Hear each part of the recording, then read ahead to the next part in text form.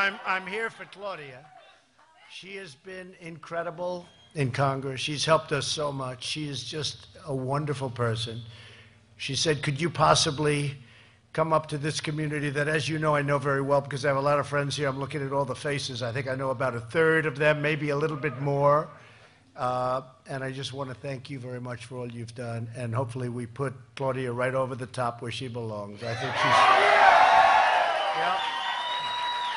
I don't think she's going to have any problem. But, you know, I look at this area in the state. Ed Cox is here, by the way, a great friend of mine. Where's Ed? Ed, what are you doing back there? What are you doing back there? Thank you, Ed, for being here. New York Republican State Committee, and I think it's doing okay, right?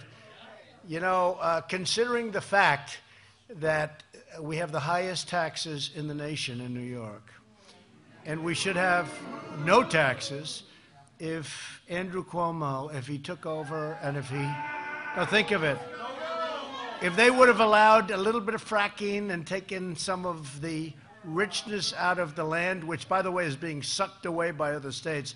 You know, they don't have state lines underground. You know what that means? That means it just goes down, down, down. We don't get it. You look at what's happened in Pennsylvania with the money they've taken in. You look at what happened in Ohio with the money they've taken in. They're fracking. They're drilling a little bit. They're creating jobs. And this place, it's just so sad to see it. And we had the potential to do it better than anybody, and it's dissipating. It's dissipating. Because that stuff flows. Do you understand that? It flows. And they probably have those little turns. You know, they make the turns at the border. It goes like this, right?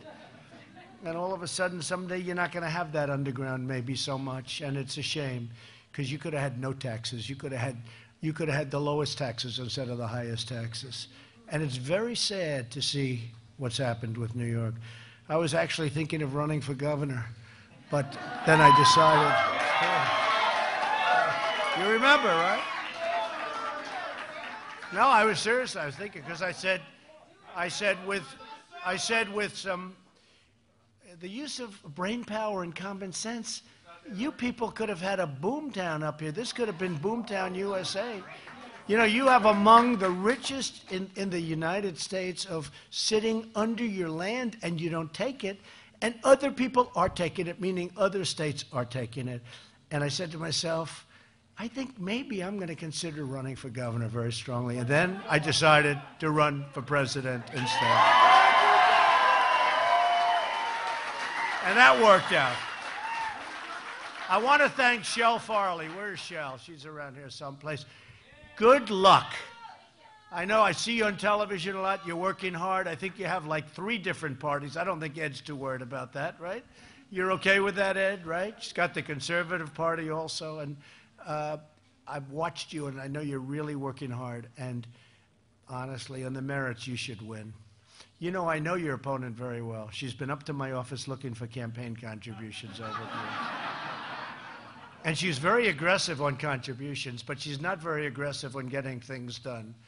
And because she hasn't gotten very much done. If anything, has she gotten anything done?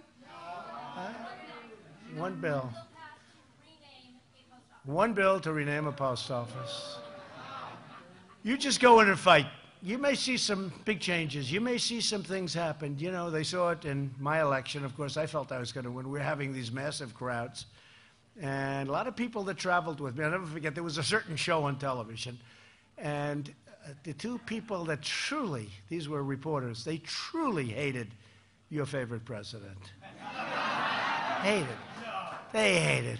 And they were watching a speech. I was making a speech. We had 25,000, 30,000 people in this massive auditorium, stadium, actually. And they looked at each other. They just looked. They said, do you believe this? They were not happy. That was the day before. And then the day of the election, they said, you know, I guess that's the way it goes. But I felt all you had to do is see the enthusiasm. So, Shel, I can say this. You may surprise a lot of people. You may surprise, because people know it's wrong what's going on.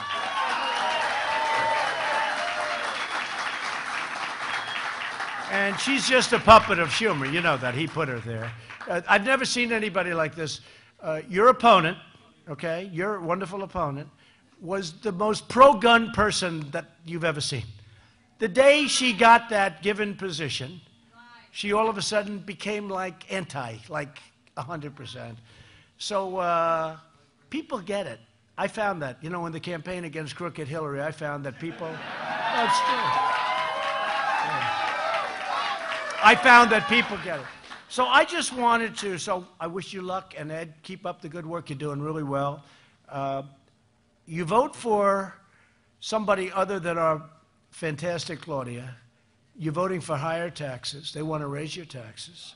They want to actually end these massive tax cuts that everybody in this room has gotten, that have been so popular, that have really made our economy the strongest it's ever been in the history of our nation. This is the strongest economy we've ever had, with the best jobs market. So they want to raise your taxes. They want to open your borders. You know, they want to open borders, okay? They want those borders to be open so nice and wide, let everybody flow in. And they think they're going to be Democrats, right? They probably are, maybe, who knows? They might not, but they want them to come, and that's one of the reasons. I really believe that's one of the reasons, because a lot of other reasons don't make a lot of sense. But they want open borders. They don't mind crime, because it comes with open borders, so obviously they don't mind crime. They hate ICE, because ICE, you know, is rough and tough, and that's what we need with certain kinds of people. I don't think that MS-13 fully understands the niceties of life. Do you think? No. So these people are great people. These are great people, but they're strong people. They're tough people, which is what we need. They don't like law enforcement. They don't want to take care of law enforcement. They don't take care of our military. They don't want to take care of our vets. Other than that, they're fantastic. Do you agree with that? Other than that, they're wonderful. But, and you better be careful, because you do have that big gun plant. How far is that down the road? Where is it? 1 mile down the road? Well, you better be careful, because they want to end your Second Amendment, and they're putting a big move on it. And Cuomo wants to end your Second Amendment more than anybody. Cuomo wants to take away your Second Amendment. Now, he called me and he said, I'll never run for president against you. But maybe he wants to. Oh, please do it. Please. Please. No. He did say that. He did. And maybe he means it. The one thing we know, and they do say, anybody that runs against Trump suffers. That's the way it should be. That's the way it should be. But, you know, really, we talk about Maxine Waters and Nancy Pelosi. Maxine Waters, the new face of the Democrat Party. Maxine Waters, she's a real beauty. Maxine. Boy, oh boy, I watch her. Crazy Maxine. Low IQ person. Low IQ. And this is really what is steering, to a certain extent, the Democrats. I mean, she gets up and she wants people to be violent. She wants people to attack if they happen to be on our side, which is now turning out to be, don't forget, 306 to 223. That's a big difference. 306. Remember? There is no way to 270. There is a way to 306, but not to 270. I said I kept going up to Maine, Maine, Maine. I love Maine because I needed one. And I went up to Maine 5 times. And they said, why do you do that? I said, because I believed the fake news. I said, you know, they said there's no way, but I needed one. So that's why, this is why we have to, you know, just always assume.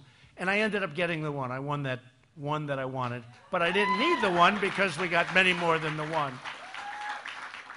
But I thought what I'd do is just do this a little bit different and just read out some of the things that we've accomplished, because nobody's ever accomplished like we've accomplished. And just its point, look at this, page after page. And I've been here, right? I've been here for less than 2 years. And I can tell you, and they'll go and check it. The one thing with them, they fact check, but even their fact checking is wrong. If I'm right, or if I'm 97.3% right, they will say, he's got a Pinocchio, or he's lying. Oh, they are bad people. Look at this. 3.9 million jobs. Now it's 4 million jobs created since the election, which nobody would have believed. Here's one that you should use all the time. More Americans are now employed than ever recorded before in our history. So we have the highest employment in history. Think of it, the highest employment in history. Manufacturing jobs growing at the fastest rate in more than 3 decades. We've created more than 400,000 manufacturing jobs since my election. Now, you heard we weren't going to do manufacturing anymore, right? And I used to say, excuse me, I went to the Wharton School of Finance. I said, excuse me, does that mean we're not going to make things anymore? What are we going to do, buy everything like from other countries, let them have all the jobs? And those are good jobs. Those are the real great jobs. But 400,000, and that's going up to 600,000 very quickly. And that's a number that was supposed to go way down, and it's going way up. And by the way, we've brought back the steel industry. The steel industry now is one of the hottest industries. I was with 2 or 3 people that are in the steel business. I don't know where they are. But, and this is a great reception, by the way, we appreciate it. But a few people in the steel industry were saying how incredible the business is. They never thought this would happen again. And it's become a great industry. And you know, steel isn't like other industries. We need steel. You need it for defense, so we need aluminum, which is doing great. Economic growth last quarter hit 4.1. Everybody said the most you're going to do is 2. It was 1.2 when I started. 1.2. And I'll tell you, it was 1.2 and heading south. It was going down.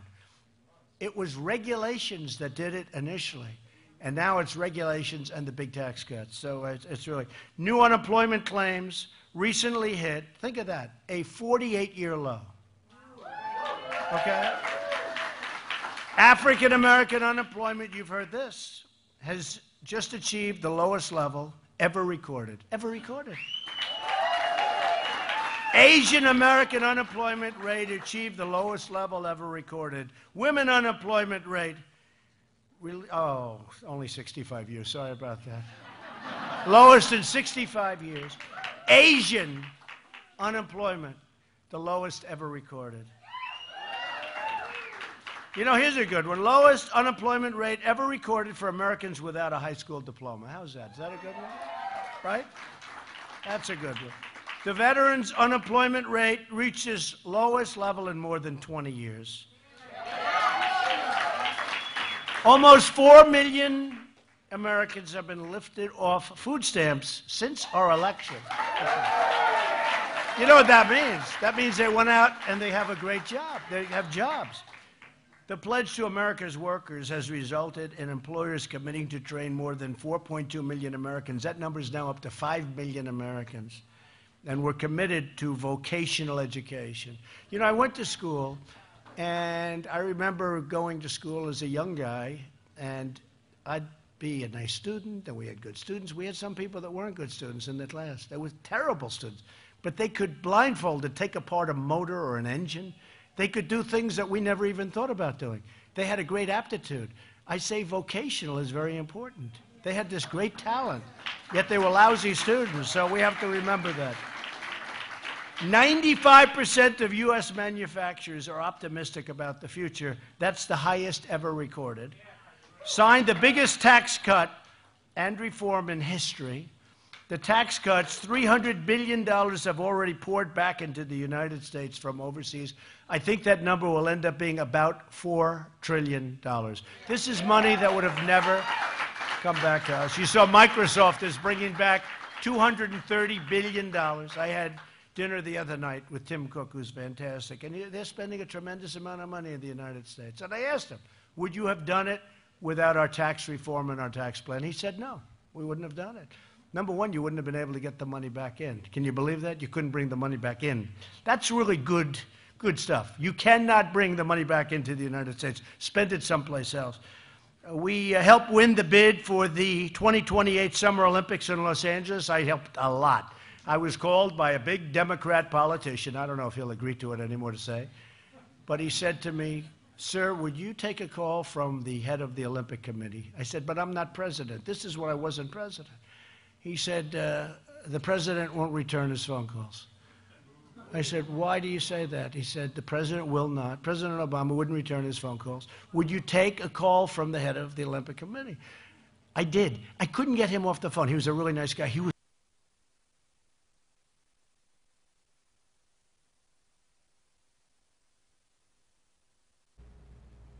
before I took office, by the way. So that was good. Helped the United States, Mexico, and Canada in our united bid toward the 2026 World Cup. That's a big deal. That's a big deal. We got Anwar, one of the largest fields in the history in anywhere in the world. One of the great energy fields anywhere in the world. That's in Alaska. They've been trying to get that long before Ronald Reagan. Nobody could get it approved. We got it approved. That's going to be one of the great energy sources. We approved the Keystone and the Dakota Access pipelines in just about week 1. They were dead. They were dead. I had dinner the other night with one of the gentlemen involved in the Dakota Access. He said, "Sir, we were dead." I never met him. We were dead. It was not going to happen. Now it's open. Tremendous numbers of jobs were produced in building it and everything else, so we got it started.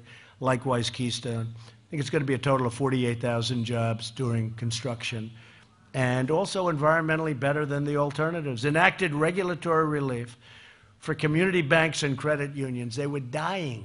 They were dying. They were being put out of business. Obamacare, we got rid of the individual mandate, which is the most unpopular aspect.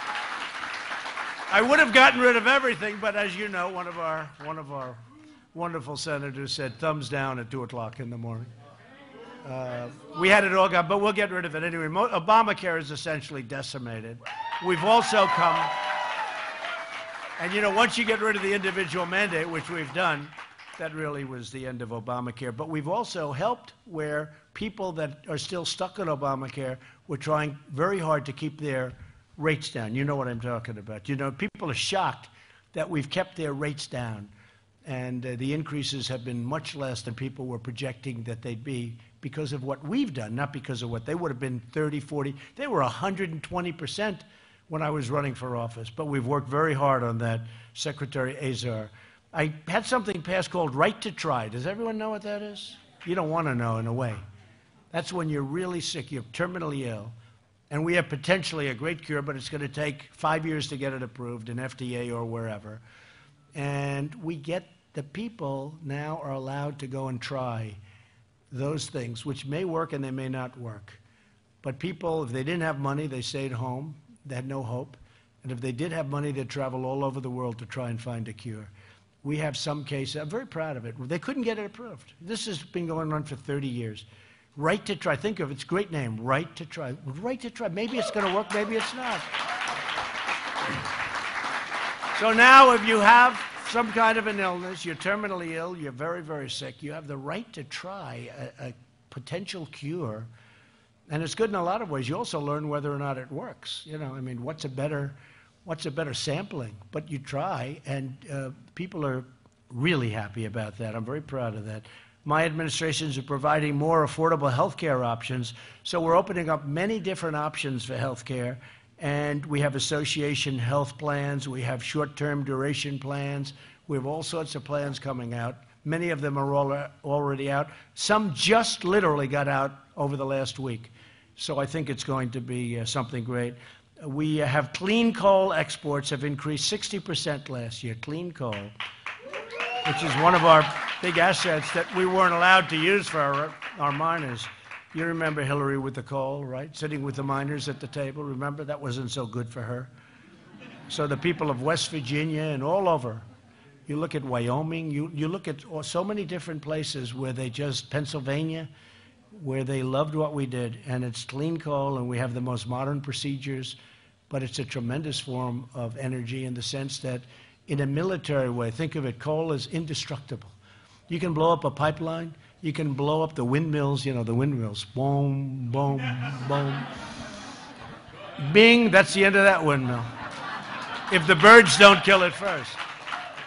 The birds can kill it first. They kill so many birds. You look underneath some of those windmills, it's like a killing field of birds.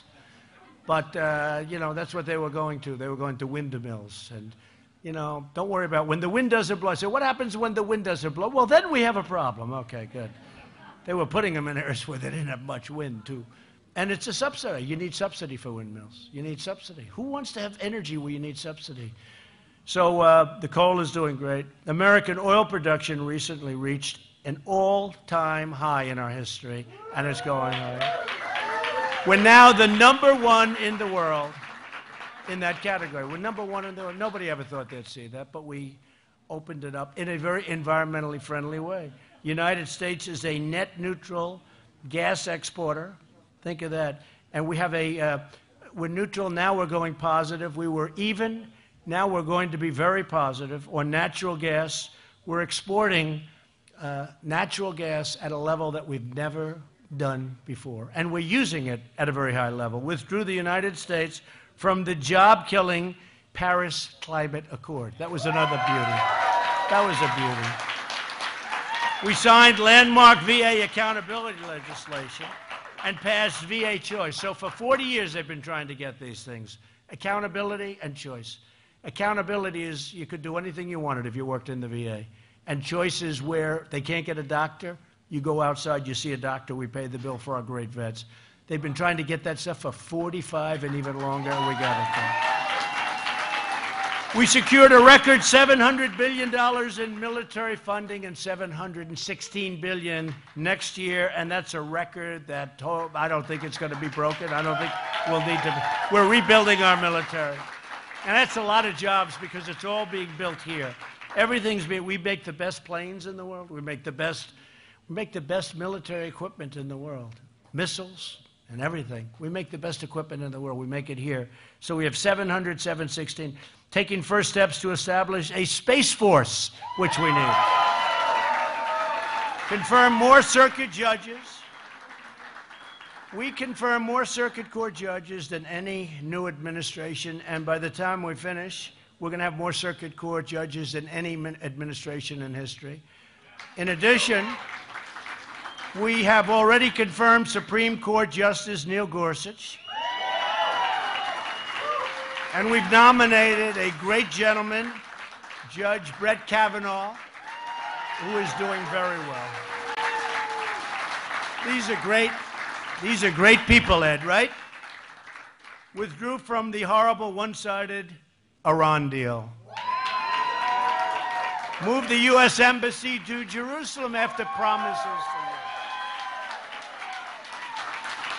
We're protecting Americans from terrorists with our travel ban that just got upheld by the Supreme Court. Right? Issued executive orders keeping open Guantanamo Bay. They wanted to close it. I want to keep it open and use it for the renegotiating disastrous trade deals and imposing tariffs on foreign steel and aluminum and, frankly, on countries that are taking advantage of us and have been for many decades. We're imposing tariffs. And by the way, they impose tariffs on us. You ever see anything like this? I'll have politicians come to me, sir, we want free trade. I said, so do I. Well, such and such a country, you're raising the tariffs. I said, yeah, but they have massive tariffs on us, 50%, in one case 100%, in some cases more than that. What would you say about that? Well, I understand that, sir, but we're now doing it to them. That's not free trade. I said, well, it's not stupid trade either, right? It's unbelievable. No, these people are unbelievable. They're unbelievable. And, you know, again, your steel guys in there, and they can tell you what's going on. I see a couple of steel hats back there. But they can tell you what's going on. Where U.S. Steel is opening up, I think, 8 plants. And Nuco and so many different companies have announced plans. Some of them brand new, some of them expansions. There's nothing like what's happening in the steel industry right now, and that's because of what we did with tariffs. They were dumping steel all over this country, dumping it. And in many cases, it was a highly inferior product, really bad stuff. You know, steel can be bad, too. And we're doing beams and we're doing structural components with bad stuff. No, we don't want that. Net exports are on track to increase by $52 billion over the next year. They don't even talk about that. That came out in the 4.1 report. To me, it was one of the great things. $52 billion from what it was. We've begun building the wall. We've spent now $3.2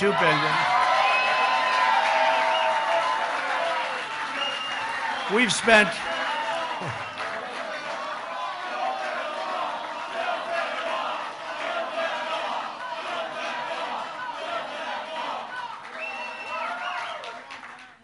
We've spent 1.6, and we're spending another 1.6, and now we're asking for $5 billion, and it's all happening. We're up in California and San Diego and various other places. We've got a stretch of 80 miles that's just starting. We're doing well with it, but we're having very little help from Congress, in particular from the Democrats in Congress, because they're just obstructionists. Most of them voted for a wall 10 years ago, 12 years ago.